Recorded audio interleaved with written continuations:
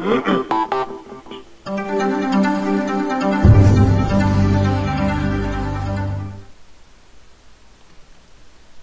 to ForexTV.com. It's Monday, June 15th. I'm Tim Kelly with your New York Forex Market Buzz. Dollar is stronger against most currencies, but off against the yen as traders shun risk trades. Crude and gold futures are trading lower, and U.S. equity markets are down sharply. Now for a quick look at stories moving markets. Manufacturing in the New York region this month contracted at a faster pace as sales and inventories decline, showing the economy is still months away from a sustained recovery. Confidence among U.S. home builders fell unexpectedly in June, indicating that a recovery from the housing slump will be slow to develop. The National Association of Home Builders Wells Fargo Index of Builder Confidence decreased to 15 this month from 16 in May.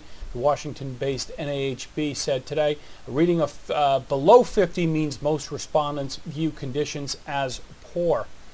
Meanwhile, international purchases of American financial assets grew more slowly in April as China, Japan, and Russia pared demand for treasuries, underscoring the danger of U.S. reliance on foreigners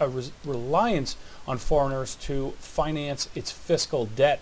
Total net purchases of long-term equities, notes, and bonds rose a net $11.2 billion, compared with buying of $55.4 billion in March, that according to the Treasury out of Washington today. International holdings of treasuries increased a net $41.9 billion, compared with a $55.3 billion gain in March.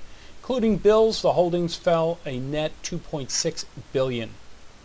Russian Finance Minister Alexei Kudrin said the dollar is in, quote, good shape, further affirming that there's no substitute for the world's reserve currency, certainly not in the short term. Kudrin rushed to reassure investors of Russia's confidence in the dollar just days after his boss, President Dmitry Medvedev, questioned the global status of the dollar, joining China's central bank governor Zhao Zhaochen in suggesting the world may need another benchmark for settling international debts. Joining us today to help sort this all out is Brian Dolan of Gain Capital. Brian, welcome to the program. Hi, good afternoon, Tim. Hey, great having you on, Brian. Thanks for joining us today, giving us your time. Brian, we've got pretty much across the board a dollar rally here. I know you got some thoughts on whether or not this is a sustained rally, a push towards lower levels here. What are your thoughts on the fundamentals that we've heard, and then maybe we talk a little bit about the technicals. Sure, Tim. You have to put the whole dollar decline into perspective first, and then basically once you do that, then you see that this is the potentially the beginning of a larger turnaround for the dollar. First of all, the things that were driving the dollar down, obviously we had some weaker U.S. data contrasted with a little bit better data coming elsewhere. But one of the bigger dollar negatives has been this whole quantitative easing that has threatened to drive or devalue the dollar. And what we got late last week was statements from Fed officials indicating that they're not planning to increase the amount of quantitative easing that they're doing. So what this suggests is that we're not looking at an open-ended commitment by the Fed that will continually increase and flood the market with dollars. The other major thing that was driving the dollar down was perceptions that our various creditors out there were going to stop lending to us, that they were beginning to look for an alternative to the U.S. dollar, and that the dollar was threatened with losing its reserve currency status. Over the last couple of weeks, we've seen increasing comments from Chinese, Japanese, South Koreans, the Russians most recently this weekend, all indicating that there's really no viable alternative to the dollar, that they have great confidence in the U.S. Treasuries and the ability of the U.S. to pay its debt. And so a lot of those negatives that had been leading the dollar down are basically dissipating.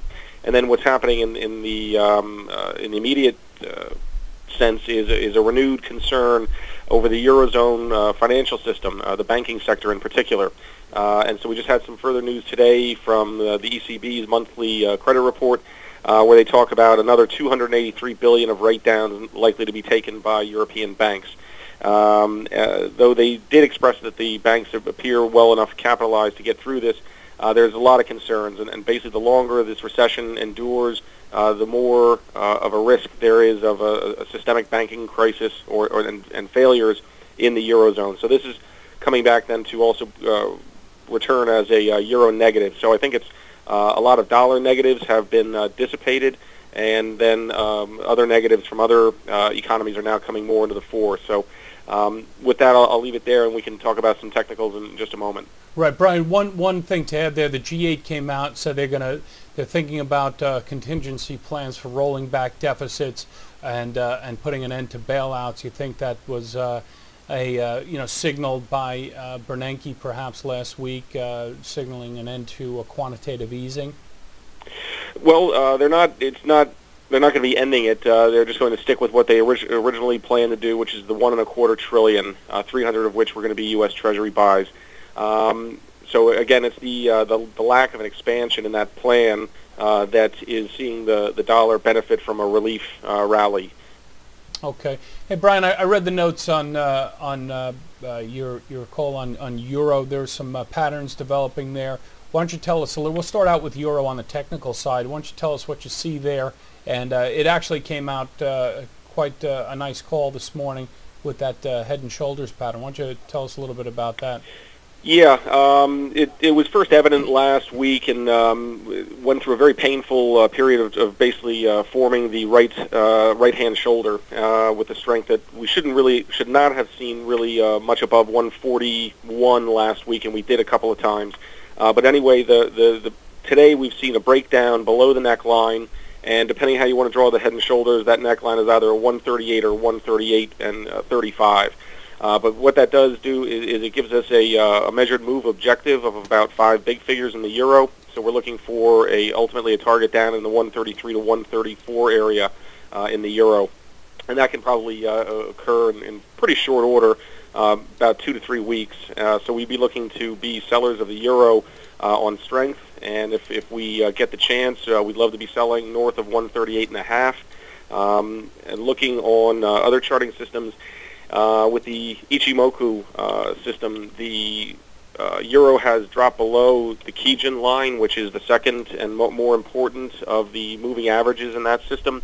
That line is at 138.81 today, and so it looks like we're going to get a daily close well below there. So that should constitute a break, and that opens up room down to the cloud, which is also down around the 133. The top is at 133.36. So again, we're seeing a little bit of symmetry or synchronicity between the head and shoulders pattern and also what the Ichimoku charts are telling us. Right. And then lastly on the Ichimoku, just to drive home the point that we think this is a pretty strong move unfolding. We're also going to get a cross to the downside where the Tenkan line crosses down below the Kijun line, and that would also be another sell signal in the Ichimoku system. Right. And Brian, you're talking. I'm just looking at it right now, and we're talking about the daily on euro dollar, correct? That is correct. So we haven't seen a trade below the Kijun line since the 8th. Is that what you're seeing? So now we've blown well past that support point.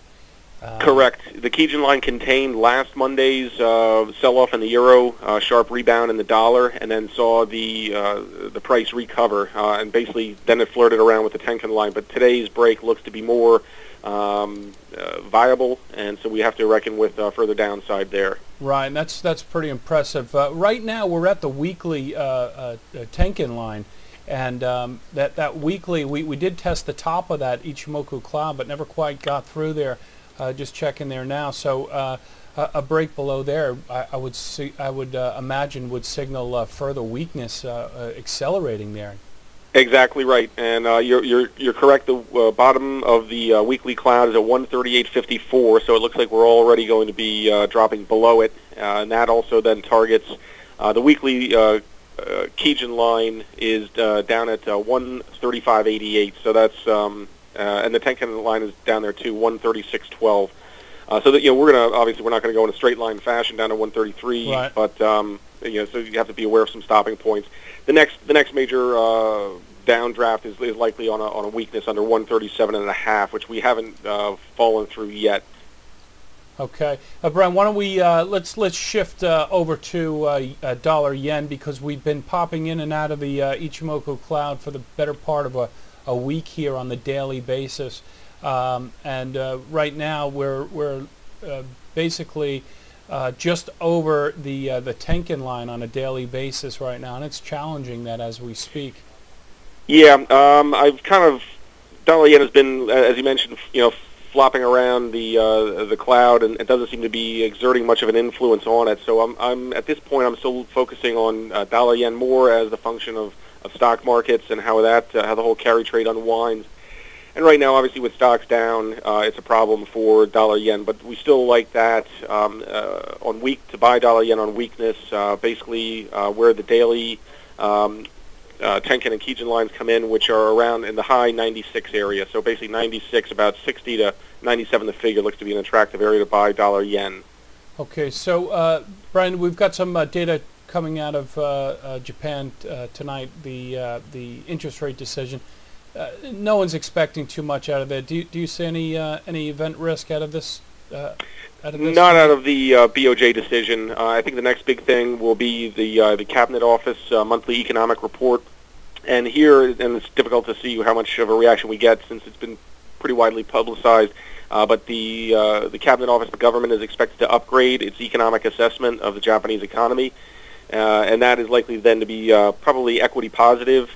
And that would then also support dollar yen and basically lead to a weaker yen across the board. So that's coming up on Wednesday.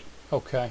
Hey, Brian, I want to keep it in Asia. We'll get one more in here, maybe a risk trade. We've got the RBA minutes coming out of Australia.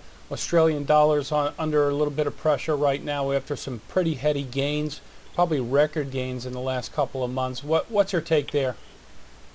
That the Australian dollar is going to see some give back as well, basically as the U.S. dollar comes back. One of the other major drivers for dollar weakness, and that became a self-feeding feedback loop, was the dollar weakness leading to commodity strength leading to further dollar weakness, and so on. And now that the commodities are also in the process of reversing, based partly on a stronger dollar, but more largely on the renewed and I believe properly focused perception that, okay, yeah, the global economy is stabilized, but it's nowhere near expanding at this point.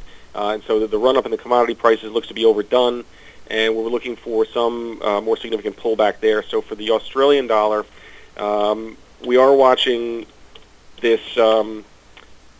Basically, the 78.5 area is pretty significant. That happens to be where the Ichimoku, the Kijun line is. Today, we are in the process of testing at this moment 0.7929, which is the 21-day moving average, which has contained basically any pullbacks in the Australian dollar going back to the end of April. So we think a break below there will be significant in terms of turning the trend. And then again, you look at Aussie dollar, and it looks like it has a double top up at about 82 between say 20 and 50, and the neckline is down at about 78.5. So that suggests about a 4 big figure measured move target on a break below 78.5. So that would put us back to about 74.5. Right, so if we break that daily Kijun line, we should see some acceleration, likely see some acceleration down. Yes, I would look for that, and just to give you some other targets on the downside, the top of the cloud is at 73.58, so that is pretty much consistent with about a 4 to 4.5 big figure move once under 78.5. Okay, yeah, we're right at another interesting feature there is that we're at the top of the cloud on the weekly. Could not penetrate too much further above just a marginal gain there. So that could lead to a quite a large pullback there as well. Hey, Brian, always a pleasure having you on the show. Thank you so much for joining us. All right, it's always fun for me too, Tim. Anytime. Thank you. That was Brian Dolan of Gain Capital. I'm Tim Kelly. Join us later this afternoon for PM Exchange right here on ForexTV.com.